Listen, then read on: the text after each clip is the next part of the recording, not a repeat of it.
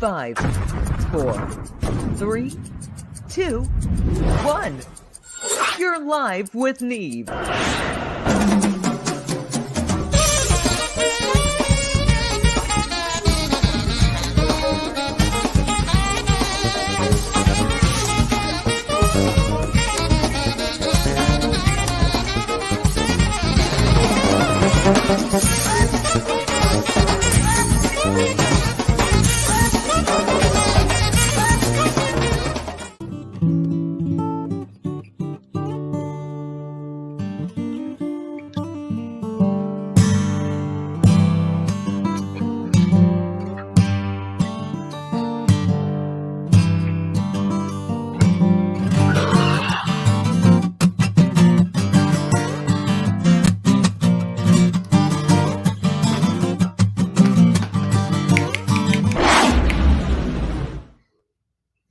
All right. How's everybody doing? Happy Friday.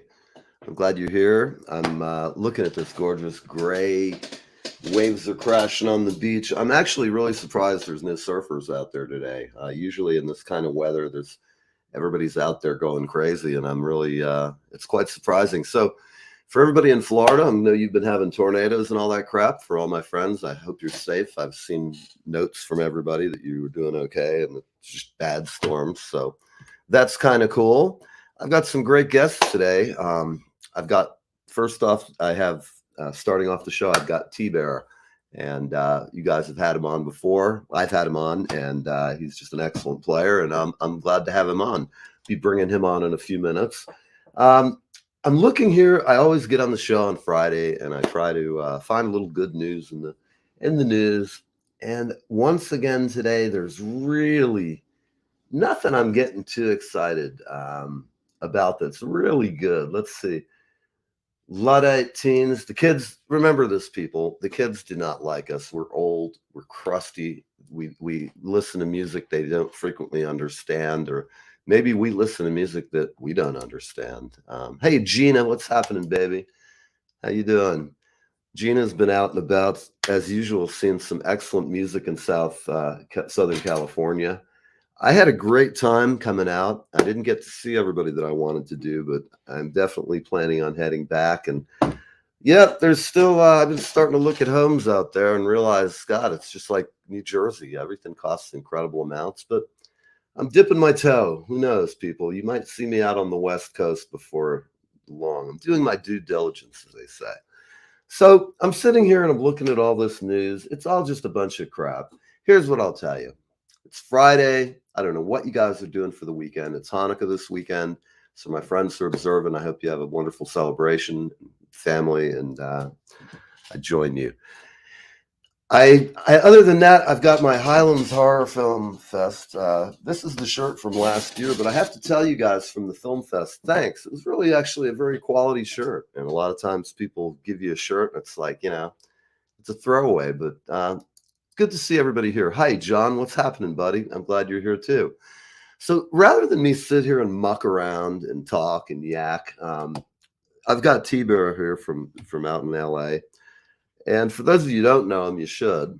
And he's just a great entertainer all around. He writes good. He sings good.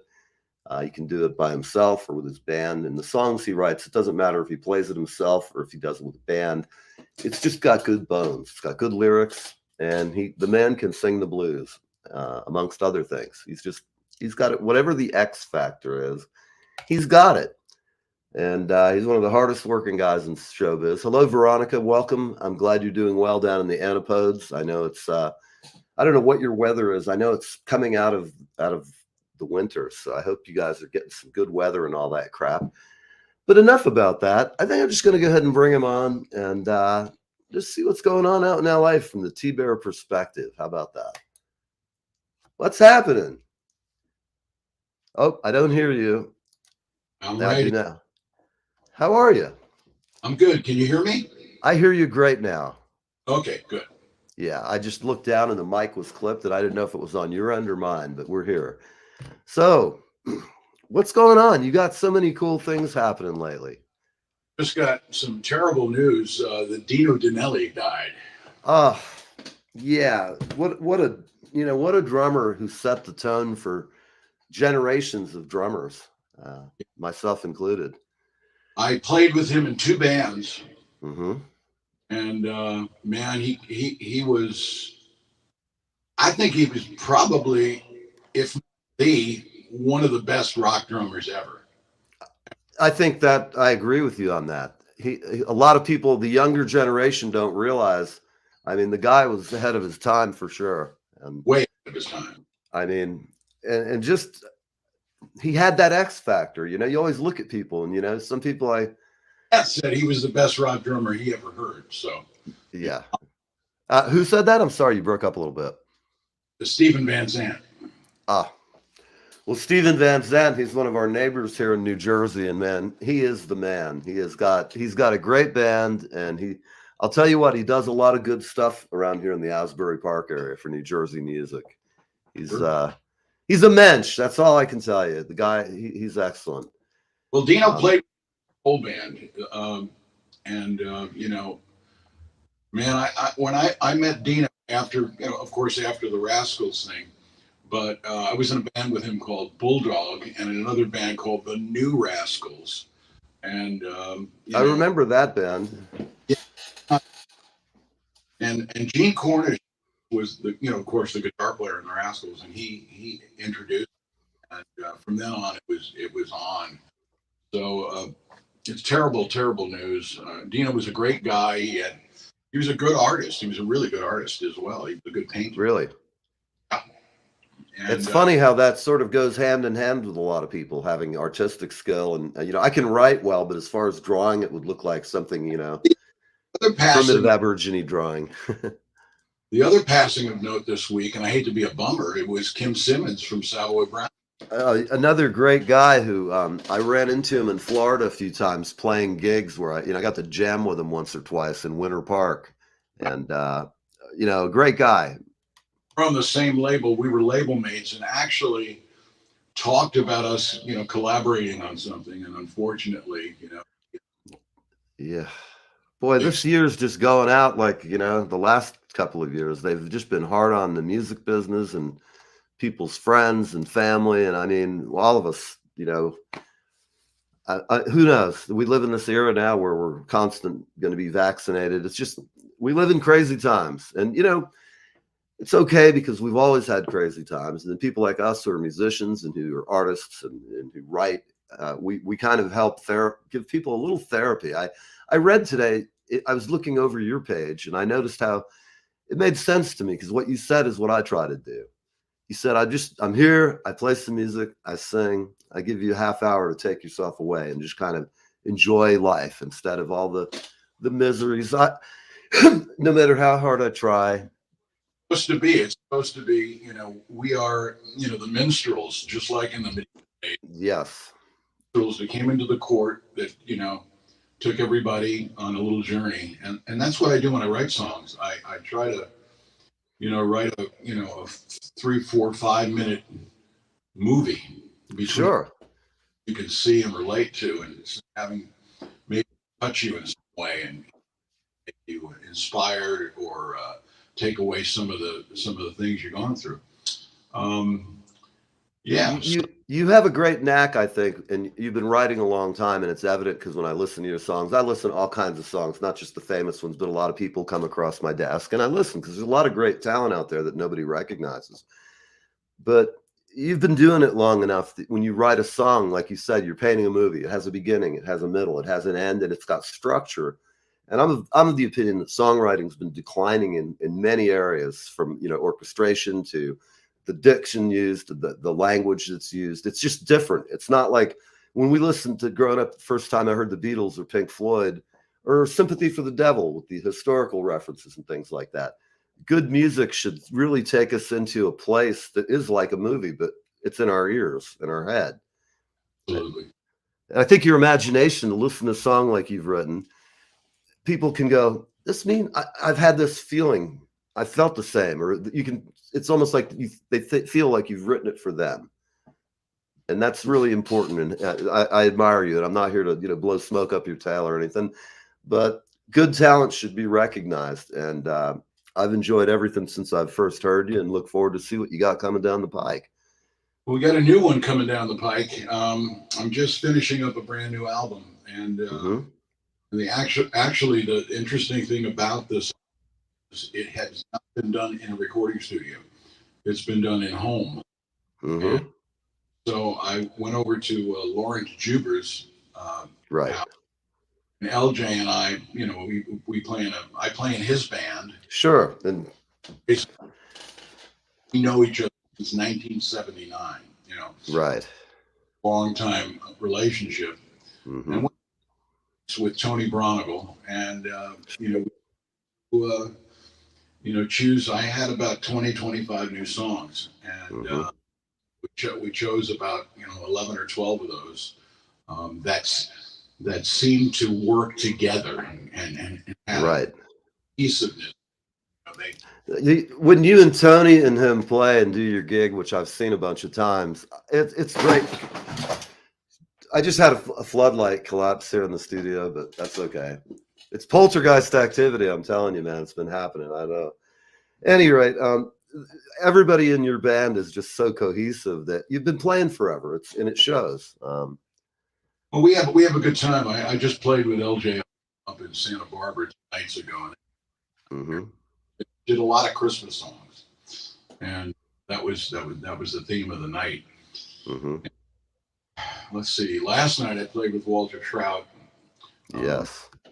I said, "Hey man, come sit in with me in the band. I'm in the area," and so I went out and did a few numbers with him and had a great time over at the Canyon. I saw just a little clip of what you put up, and it looked like a great time. It was a fabulous time. We had a great time, and then Walter and I have written songs together as well, and we're going to get together in January, February, and write some new material. Excellent. Well, I'm hoping to have him on about February, so that'll be cool. He's a duet, and so we'll see how that goes. I've been into doing duets this year. I did one about the Ukrainian refugee crisis. I recall last year about this time, I guess. Well, it was I think in March or okay. April. All right. And Paul Rogers and I sing the duet together, and good friends, and we're just hanging with him in Palm Springs 2 weeks ago. And right, and he's another guy that I think is so underrated in the world of vocalists. To me, I've been a fan since I was a kid, and I've seen him live enough times. I've seen him with Queen. It's just what an amazing. He's voice. The best singer I've ever heard. I agree. I've heard him do things that you never thought he could do, and he just blows me away. He's incredible, and he seems like a really cerebral guy, which I like. That he seems. Sweet guy. He's a cerebral guy. His wife is just magnificent, and she takes this and everything, and she's I believe Ukrainian, so that's why we did the she has those roots there, and then I met his son Stephen. And Steve sings exactly like his father, and he's going to be wow. That's impressive. Is he wanting to be in the biz? Is he steering towards that track? Who's Steve or Paul? His son, yes, Paul. Put out a record. Yeah, his son's a very good writer, great singer. Sings it. You close your eyes, you think you're hearing his father. Wow. Well, he's gonna have. It's like John Bonham's son. He had big shoes to follow, and Paul Rogers' son. If he has his DNA and his voice, something about his throat is unique. I've heard him get louder. I've watched him. I've seen him several times in concert, and a lot of folks. It's even I'm an old guy. When I get higher in range, sometimes now that I'm not singing every night, there's a little not the power I used to have when I sang every night 6 nights, but like Paul Rogers. When I've seen him sing, he gets higher and he gets louder. I mean, it's like you can feel the gain going up as he's getting higher, which not a lot of folks can do that and hold that strength like for a long time. Well, the great thing about Paul is that he knows how to sing and knows the way to sing. Right. It became very evident, and I think it's common knowledge now. I can say this. He had a stroke 2 years ago. Right. and he lost the ability to do a lot of things. And he came back. He's done a lot of therapy, Sure. oxygen tank things, and Right. he, to where he's now singing at maybe 90, 95%, maybe almost. That's great. Hear him sing Mhm. with a band called the Palm Springs All Stars, and that was Bryan, Mhm. you know, and a lot of cats like that. They did a benefit for this theater down there that they're trying to save, and Alice Cooper showed up, Othania showed up, she showed up, Very played, nice. you know, a whole bunch of Spike from Mhm. Queen was there. He Wow. was there, so there was a ton of people down there. Great band, and Paul came out and just blew the house away. You know, Right. Well, he, I can't wait. Like I keep saying, one of the reasons I'm really giving serious thought to relocating to the West Coast is New York. We have a great scene here, but it's very different in that there's a lot more club stuff where you can go out on any given night and be playing with people who are, really good. And here in New York, it's more of you see people for COD unless they're friends. It's like there's a lot of gigs, but there's not much of a hang scene until late at night at some of the gigs, depending on who's playing and that. But I just love that fact about LA is there's always this cross pollination of somebody from here is popping up over here.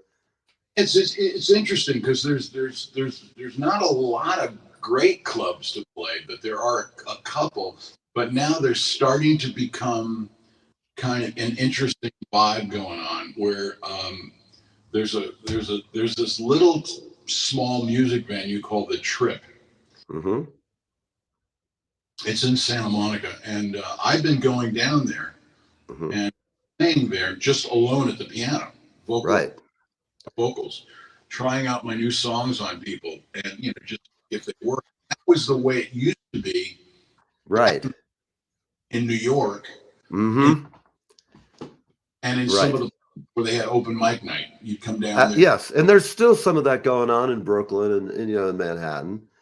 Places when I was a kid, going to places like that, and seeing John Right. and Yes. and Richie Havens and all these cats and all these artists that inspired me to become a songwriter and a singer. Sure. But, we have the same thing starting to develop here, and the whole generational thing, and all these young cats that are coming up and singing that have really good chops, really good chops. Yes. Seen some great new musicians that are kids, and I'm just Well, I saw Snarky Puppy, a different genre, but a jazz band, and I didn't know. A friend of mine said, "Hey, there's a concert up in town in Red Bank," and he goes, "I'm buying tickets. You want to go?" I said, "Sure." He said, "It's a great jazz band. They're all young guys." I was like, I listened to him, and I went, "Wow!" well, And then I heard the show. did a record with him, I know, Crosby and Stills and those guys because I played with CSNM for a little bit. Right, right. Crosby loved those guys, and he did a record with them. That's incredible because they had the best horns, and I made me feel good that there's still guys who are kind of like us. So we listened as young people to all kinds of great artists and just worked at it. We sat in basements and garages and bedrooms writing songs and playing them, and that's why the caliber of songwriting. It's good to see there are still pockets of it. I mean, there's some great music being made out there. Mose Allison, a guy called Mose Allison, and he's kind of inspired me. Cool. So we got the new album. It's quite.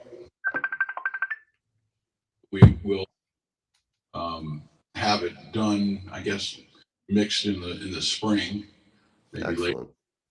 But we got some really good songs. I think you're going to really like these songs. They're interesting. They engage you. They'll engage you. Good songs. Mm-hmm. Well, I think it's great. And since you're here, and would you like to play some of your good stuff? Maybe. And since it's Christmas, let's do a Christmas song. Sounds good. The night with LJ up in with Lawrence Jr. up Santa Barbara, and it was a lot of fun. So let's see, let's see what we got here. Can you hear that? Oh, I hear you very well. Thank you. How about it, everybody? T-Bear.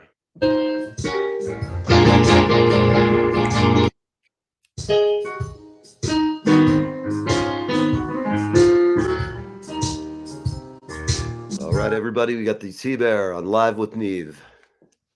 Sounding good, my friend. Getting rolling.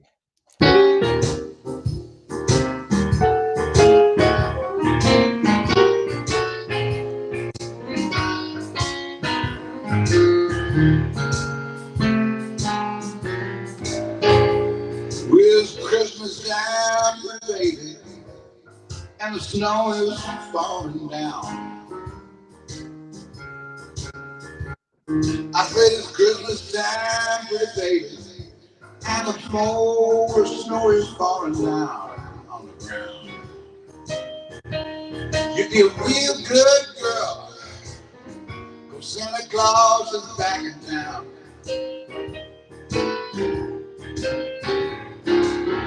Got no sleigh with reindeer, no sack on my back. You see me coming in my big black Cadillac. It's Christmas time, baby, and the snow is on the ground. You're a real fine girl, 'cause Santa Claus is back in town.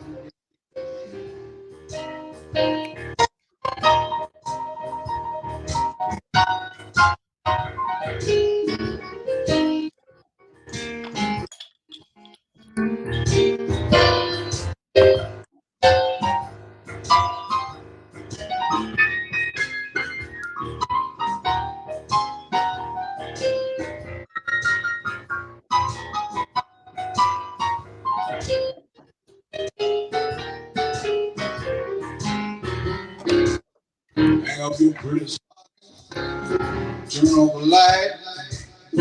The Santa Claus is coming down the chimney tonight. It's Christmas time, baby, and the snow is coming down. You get real fine, girl. Santa Claus is back in town. Yes, he is. I said Christmas, Christmas, Christmas.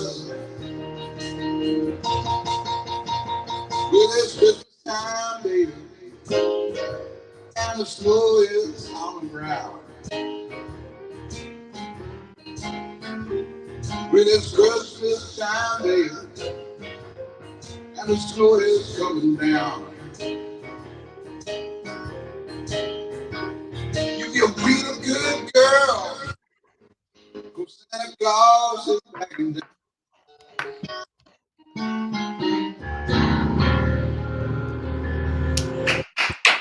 All right. That's T-Bird on Live with Neve. I'm getting in the Christmas spirit already, man. Tell you what, I needed that. I really did. So while you're here, do you want to play something perhaps off your record, or do you want to play some more Christmas music? Or Let's see. Well, I want to let everybody know two things. Sure. One is that the record that's out now is called Fresh Bear Tracks. Fresh Bear Tracks. Right. Or T-Bear on Cordo Valley Records.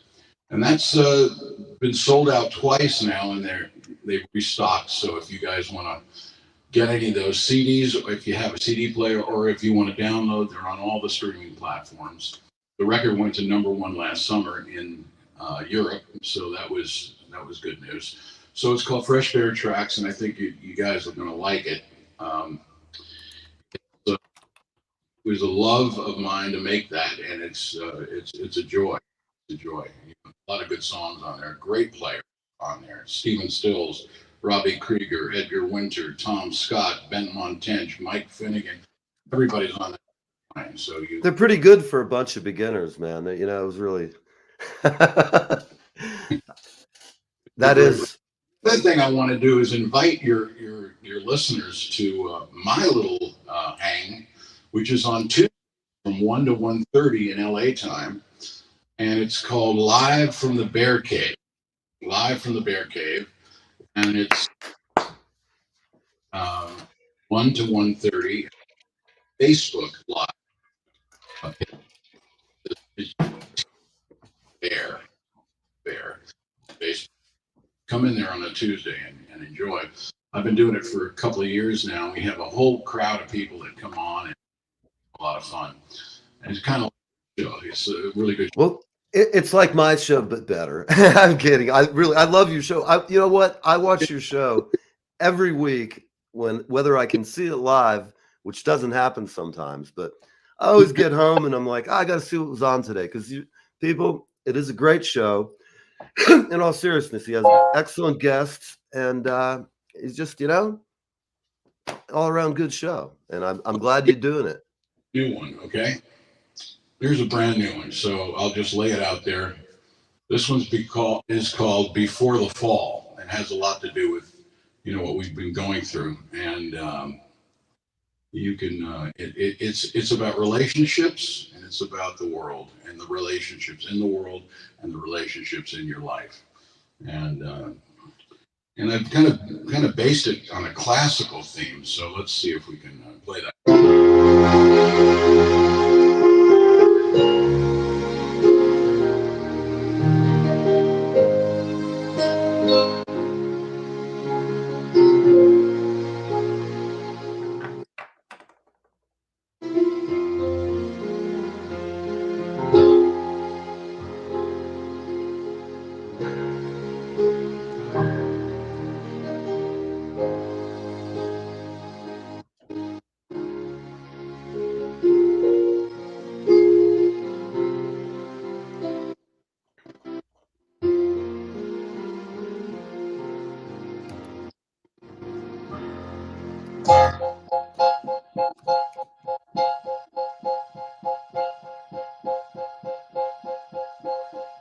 When my eyes are open, a sea of rare emotion,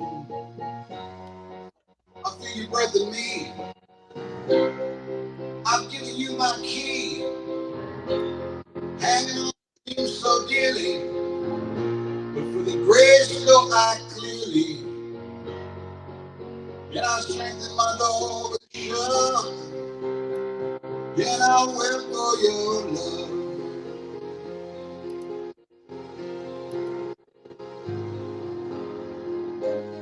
We were omen,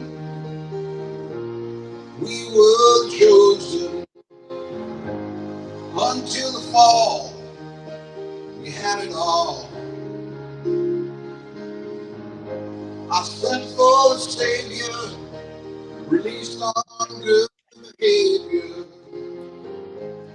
Before the fall, we had it all.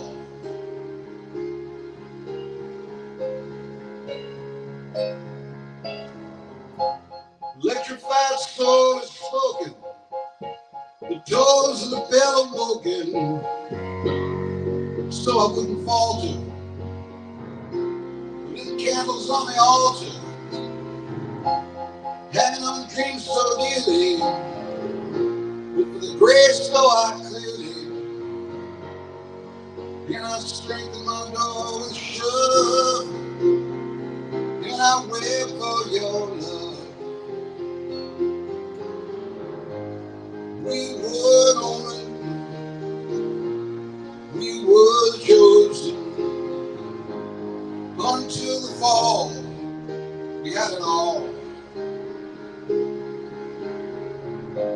Incarcerated Savior, released on good behavior. Before the fall, I had it all.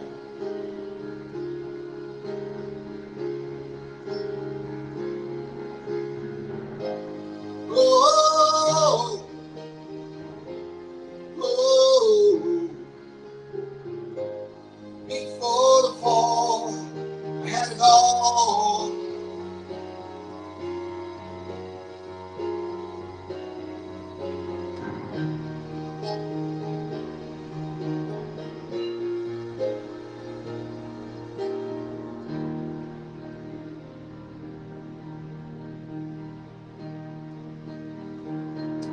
So hang on to dreams so dearly, but for the grace go I clearly.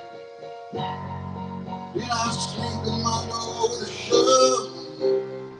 Yes, I'll wait for your love. We were the omen,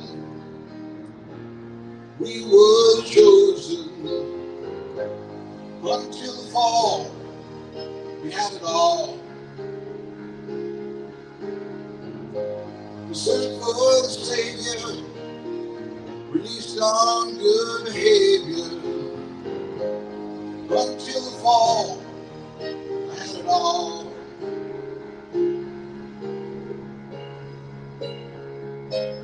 We had it all.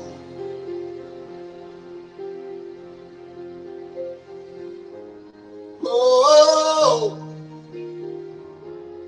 oh, before the fall, we had it all.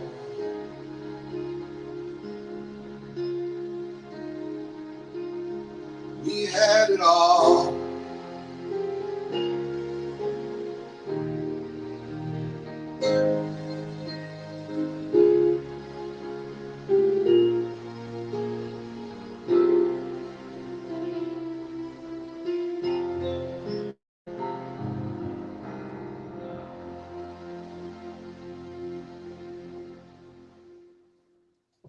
There it is. Oh my God, what did I do? How about it? That was really a nice tune. Very nice. I like that. I'm sitting here grooving with it in my head. You know, it's like it's a track. I don't hear a click, which I didn't need anyway because he's right on, but I was digging it. Nice song. Very cool. Well, I really can't thank you enough for coming on. I know it's the season and everything, and you're very busy, but thanks for taking the time. And, you know, I've always, you know, liked hearing when you got something new. Feel God. Pardon me? It's a pleasure pollinating in your garden. Thank you. It's a pleasure to have you here, my friend. All right, everybody. How about it? If you want, you can find T-Bear anywhere that records are sold, all of the assorted places. But you have your own webpage, too, they can buy from. Is that correct?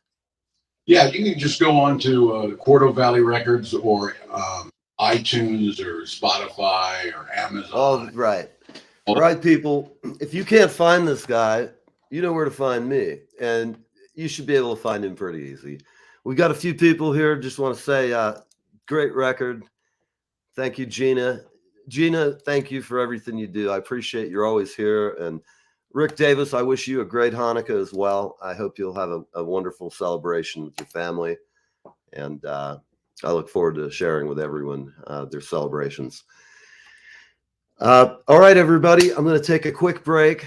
I'm going to let T-Bear get back. And T-Bear, I have to ask you one last question. Is there a story behind the Nipper dog you have? Or is it just something that you picked up? No, it's my Nipper dog is right here. All right.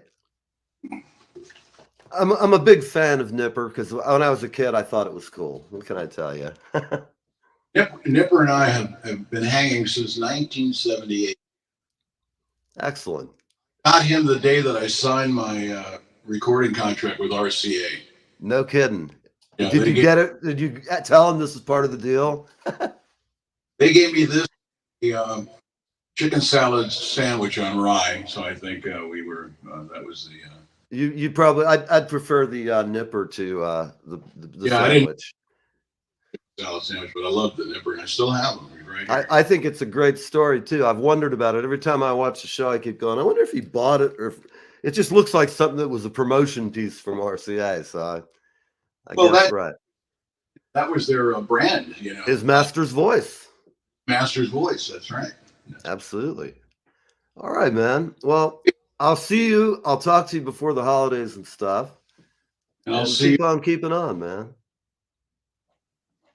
All right, people, I'm going to go to a break, and then we're going to have Bryan Pezzone will be joining us. He's lurking in the studio.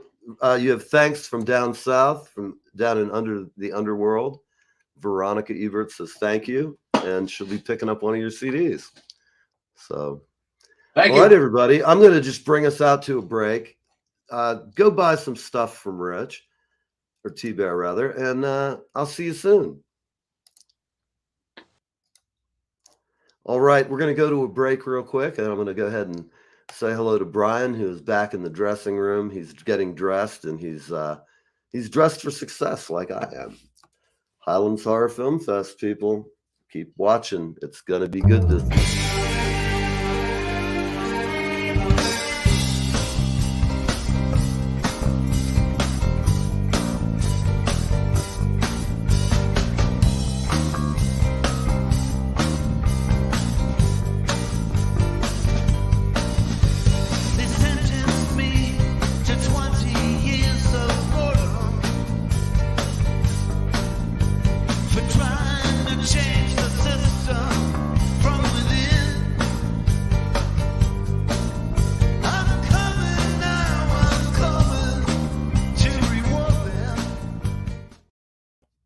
All right, we're back.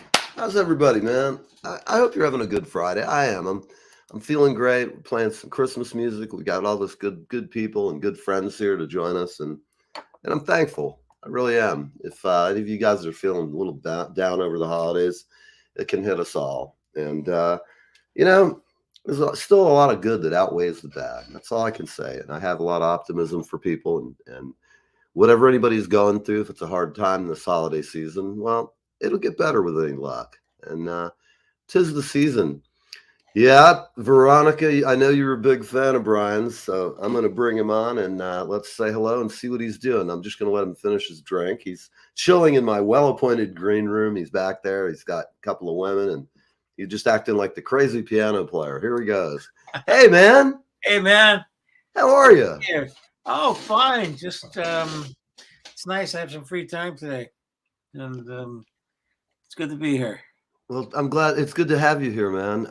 Really is. I've been a fan of yours for a long time. I always enjoy your show, and we have so many mutual friends. It's just I feel like I know you, but it'll have to be next time I come out. I know, I squeezed an awful lot into that last week. Yeah. But I saw you and Bryan jamming, and that night I think I was at the Immediate Family gig, and I was bummed because I really would have. Or no, it was the next day, and then it was a crazy 6 or 7 days, whatever. But I love it. I love LA. I feel like Randy Newman. What can I tell you? So you've been, playing for a long, long time, and man, yeah, it's just dizzying, and in a good way. Was it something that? Because I don't know your whole story, and we haven't sat and talked, but I know that you've been playing a long time, and I'm assuming you played since you were a kid, because I started myself, and I don't compare myself to your level at all, but you've been playing for a long time in classical music. I'm a rock drummer, so I had to go back to school to learn how to read. It wasn't like I learned and then was playing. But I admire your talent, and glad you're here. Yeah. My story is I grew up in a smallish Western Pennsylvania town. On the south side, and that's important because I grew up in a working class family, and family of basically immigrants, Italian immigrants, and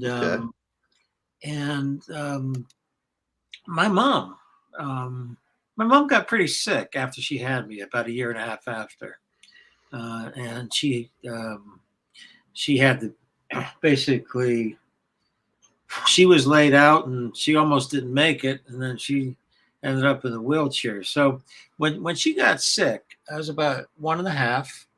We moved into our little family. My dad, my mom moved into my mother's father's house, and so we all lived down there. I lived with my uncles, and her youngest brother David, this is my uncle, would walk me down to great grandma's. Great grandma's was down the alley. And great grandma had a big upright piano in this small room, and nice. I remember like it's now. So what would happen? I was 1.5 too. I just sat. I was amazed at it. I bonded with it. I just sat at the piano, and I didn't bang. I just started improvising and figuring out intervals, and she taught my Uncle David how to make meatballs, and that's how it really all got started. As Italian families, we got to have a food story. Yeah, so I just got hooked onto the piano. It was like my Stargate, it was a happy place. So I started out with improvising and playing by ear, and then when I went to first grade, right across the street from my elementary school, there was I heard a bunch of people singing coming out of this little Bible school house. Wow. And so what I would do when I went to first grade is I would just get up out of my chair and go play a piano wherever it was. I didn't know any better. And they had a hard, and so I walked into this place called the Neighborhood House, and I said, "Oh, let me play. I can play the hymns." And so I started playing, and that's where I found my first piano teacher. And so hence why you're so good at some of these traditional hymns, because you've had them inculcated in you for decades. And so I just developed. So I started that way. So I was always on multiple parallel tracks. I was always improvising, playing in bands. Sure. I think a lot of us had that parallel. Any gig we could get, you take it. And then I did serious study in classical. So I really wanted to. I went to Eastman. I won the concerto competition. I wanted to get as good as I could on an international level with my classical chops, and that's what's got me a job in LA back in '87 at a place called Cal Arts, where I was running the new music program. And that was all predicated on having to play Boulez and everything else like that. And then I resigned from there in 2000 when I basically, I'll be honest. I mean, I got divorced in '98 with like kids, and I didn't want any more bosses, so I quit the Hollywood. I quit the Hollywood Bowl Orchestra when they started up. I quit Cal Arts. I quit all these things, and just kind of bopped around since then, freelancing, either recording on motion pictures when that was really happening. It's not happening so much now. Traveling around with different groups, playing with different people, playing different concerts. Basically playing the whole smorgasbord of styles of different kinds of music with people and as many environments as you can think of. So, well, that's cool. Yeah, it is cool. LA's been good for that. Yeah, because there's so many environments. And it's funny you mentioned the scoring aspect. Is it because of the industry and it's using so much more popular music, or is it because they're using screen writers? I think it's just a combination of a perfect storm of things. It started to erode back in the late '90s and in the early 2000s, and I think a lot of people have ideas about a lot of people out here like to point fingers, but sure, I think I can't imagine not in LA. I think it's more of a natural process than that. I think what happened is that the aesthetics of the underscoring all changed. It was unusual what we were doing with cartoons in the '90s because that was based on the old Carl Stalling model of cartoons, and we did that for 10 years. But in motion picture, my first motion picture where I was on, I didn't know who this guy Alan Menken was. I was on Beauty and the Beast, and so I played some of those films, and I said, oh, I guess this is a pretty big deal. So, but I didn't care as much, and rode that one for a while. But I think basically though it was a combination of outsourcing, combination of business factors. I had a good friend that played the solos on John Barry Somewhere in Time, and when I met him, he's a wonderful pianist, Chet Spiakowski. I'll never forget the advice he gave me. He said, I told Chet, what an honor to meet you. I heard you play, your solos. And he said, pleasure to meet you. And I have one word of advice for you. He said, never rely on this for a living. And that was the recording musician. Yeah. And he was absolutely right, because, even when I was working, I was the last guy in sort of that did a lot of stuff. There's only 6, 7 of us in LA that were first called for motion picture work. And so when it started to, and also, I mean, I could tell you stories about playing on King Kong, the remake, where James Newton Howard, they ended up using actually his sampled piano on the in the movie because it was so beautifully done and constructed by him. Sure. And they had a they were talking with Peter Jackson, who was down in Australia or New Zealand at the time, Right. and Right. sending the cues back to him. And I was telling my colleagues, I was saying, look, on any given day, you're not going to be able to match that exact piano sound, that exact piano tapering, those exact dynamics. And it was really beautiful. And it was a combination of like an ivory sample with a piano sample, and had a certain sheen to it. Right. And so it was a multi-sampled so that it just had that yeah, and incredibly rich. it was gorgeous. And I honestly didn't think that any even gorgeous version of a real piano being mic'd. You know, Peter Jackson was married to that sound and to that solo, and there was Right. nothing illegitimate about it. And so there were a lot of things I saw in the biz that, especially piano related, that were piano is one of the first easiest instruments to replace. You know, Sure. in terms of scoring, and so you can't Right. take that personally, which was kind of interesting. I'm glad I got deep into the biz when I did, when I was kind of in my 30s, because I was able to get a really good taste of it. But when I moved into LA, I was doing a lot of contemporary music at Cal Arts, and I didn't even put two and two together that business was here. So I always wanted to just carry on in my life as an artist and keep discovering new things. Sure. And so Right. and I never picked the thing. You know, I just got good at everything.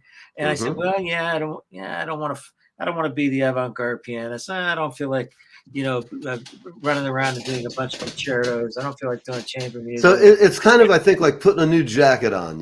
Sometimes just that new coat will alter how you feel that day. Yeah. And I mean, there's just a pure connection with the instrument, a pure connection with music, and wherever that takes me is where I go. we like where you go. Yeah. So we kind of have a feel for how you got here. I can always sit and talk and ask questions, but what would you like to play for us today? I don't know. We have about 15 minutes, and so rather than me talking and interrupting, actually, lots of people. Good. I kind of like to let you play some things and just let everybody see what your taste in music is. Well, what my taste is all over the place. What's really cool is I just had this piano tune yesterday. Yes, I watched, and it sounds bravo. What's interesting, the first thing I started doing when it was tuned. Hey, Mike. Is it sounding okay? Yeah. Sounds great. As I started playing, I mean, obviously, all those octaves and all this glinty stuff is all in tune, which I can do. So it's not sounding out of whack. But what I was really fascinated with was the close harmonies, and these little intervals. I said, those really sound nice. And just today, I was messing around. I played a couple of Christmas songs live yesterday, but just today, about an hour ago, I was playing around with the Christmas song. Right. I actually heard you playing, and it was tremendous. Yeah, and so I was kind of doing this. I'll keep doing it. I love it.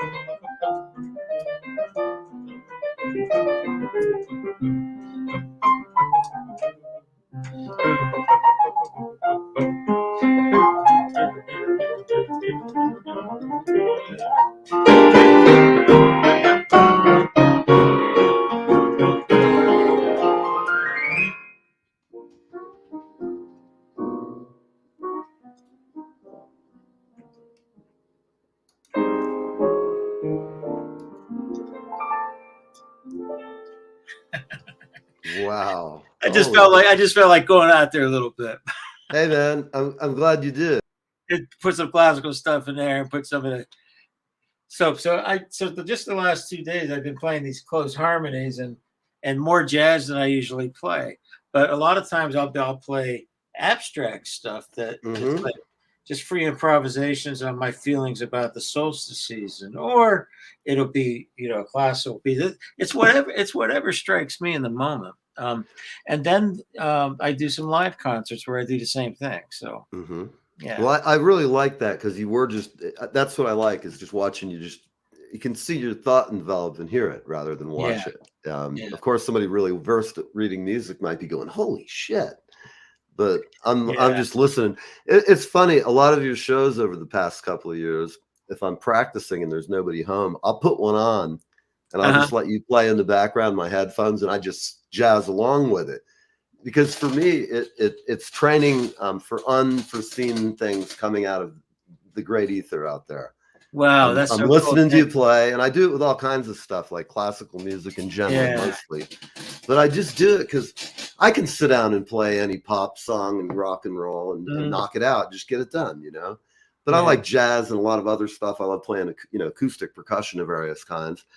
So the nature of improvisation is something that's such a mystery to people, including myself sometimes, because you have a jazz band and when you just are inspired by the guys pushing against you and jostling you musically, they hear something, they take off, and then you start following them, and then you might hear something at a counterpoint or a timing. It's the only magic I know about is music. Well, my whole campaign and my whole life, besides playing written music, is to be an ambassador for improvisation, as it was with capital I in the 18th century. Classical musicians needed to improvise. They improvised their cadenzas. To me, improvisation is just speaking music. Reading music is just like reading a book. And so, but what has happened with improvisation in the 20th century is it became relegated to certain styles as opposed to other styles. And that became entrenched in the collective psyche. But really, it's extremely broad, and it's just about having access to material. And it's really a combination of, and I like to have a pyramid of values when I improvise. Number one, I want it to sound really nice and musical. I want a nice touch. I want it to sound fluid. I don't want it to sound like I'm just on the edge of grabbing. So I don't want it to sound like but I want to be able to draw from a resource of everything that I know so that it's interesting and beautiful, interesting to me. And so the first thing I'm going for is the emotion and the touch and the sound. The next things I add I like to keep a lot of stuff under the hood.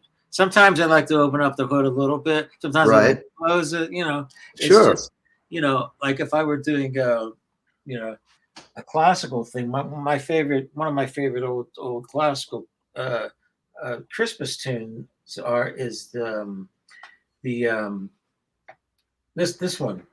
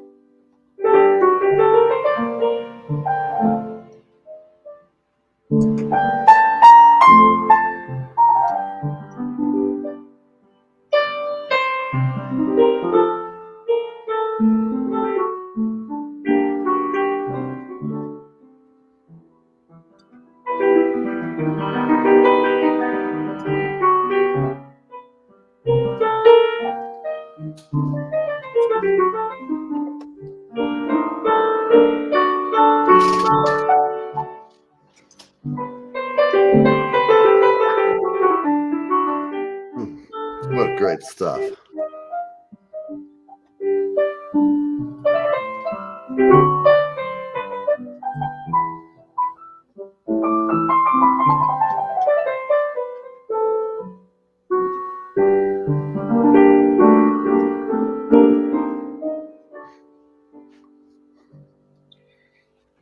So that's more in a style of something more classical pop, something like that. And then who wrote that? Was that Bach piece? I think it goes earlier than that. That's a traditional mid 16th century called the Coventry Carols from England. Okay. Coventry. Coventry. All right. Yeah, it's from the 1600s, and it ends with this. It's in minor, and ends with this thing called the Picardy Third, which is it's a minor song, but ends with it in major, and that's the real beauty of the piece, and that's how people recognize it. Yeah. That was nice. I'm glad you like that. Yeah, I wanted to pull out a different kind of Sure. different kind of playing and get away from the and then I'll play straight rock and roll.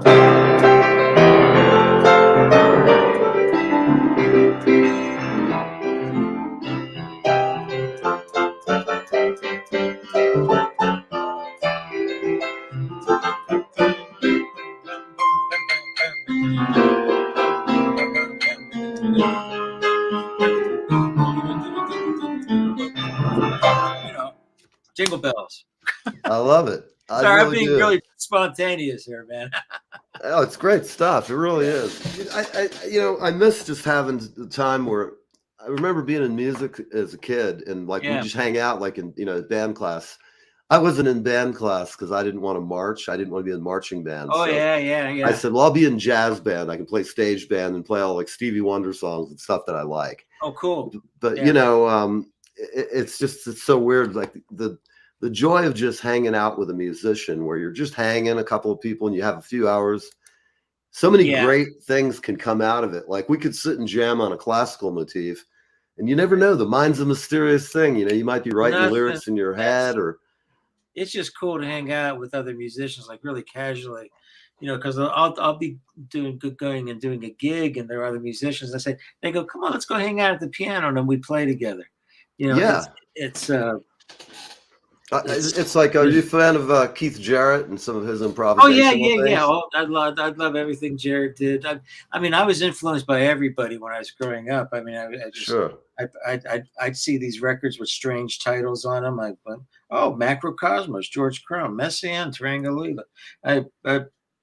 Keith Jarrett, and then my uncles were cool. They would buy me Emerson, Lake and Palmer records. All right. And when I was 8 years old, I was really into Ozzy Osbourne, Black Sabbath. I mean, the second side of the CD loved me. I mean, I loved the second side of that Black Sabbath with. Oh yeah, the first album.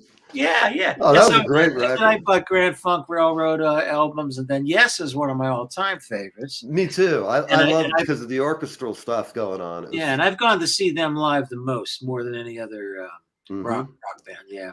Well, I saw them the first time I saw them. I was about 13. Of course, I bullshitted my parents. Yeah. Got in a car with 4 of my friends. I don't know what we told them we were doing, but next thing I know, I was sitting there at JFK Stadium or Robert F.K. Stadium. I forget. Yeah. Here in Jersey, Palisade Heights. Laser Beams. The first time I ever saw them, they had Patrick Moraz playing with them on the Relayer tour. Yeah. And they just kicked serious ass. Yeah. And so then for like the next year or two, my folks heard me trying to learn every lick of Tales from Topographic Oceans. Oh my God. All this stuff. And, you Yeah. know, they'd almost be like, can't you play some like rock and roll again? They like Chuck Berry and stuff, you know. You know, go ahead. No. What surprised me, this is just a little, I haven't really said this to anybody. When I went to my first Yes concert, and I was reading the book, you know, and they were saying, yes, yeah, is one of the ultimate rock and roll band. I was just surprised to read that somebody was writing about Yes and saying that they were a rock band, because in my mind that never made sense. I was like, no, it doesn't. Oh, a rock band? No, now there's something about some of those band. chords and melodies they would play that are a little advanced beyond Little Richard. Yeah. You know, I mean, not knocking Little Richard, I love him, but you know, those keyboard players, everybody in the band was really good and just extraordinary, and they wrote extraordinary tunes. Yeah. I loved listening. It's just a perfect grouping of people and talents in that. Oh band. yeah, I love them. Yeah. I mean, Chris Squire. Well, there's no other bass player. I could hear him play from down the street with a Yes cover band, and I would know it was him. Absolutely. Because he just had John Entwistle from The Who, another bass player who, when I first saw him with The Who and I was a kid, I was just like, oh my God. And of course, I was all smitten. I was smitten with the Keith Moon phenomenon. I was growing up on Bonham and Keith Moon and Ian Pace, Ainsley Dunbar. Then you had guys like Buddy and all this. But as nice as it is that we're talking, and I hope the fans, you're enjoying this, we're at the end of the hour, but I don't want to leave before you play a little more. Can you play a little bit? We're playing over people, so I'll tell you what. I'll play a little. You said something earlier about ultimately there's more good in the world. Yes. I cut my teeth on Stevie Wonder as well. So So let's see if I can not mangle this. I haven't played this for a while. Don't you worry about a thing. Oh, here we go, people.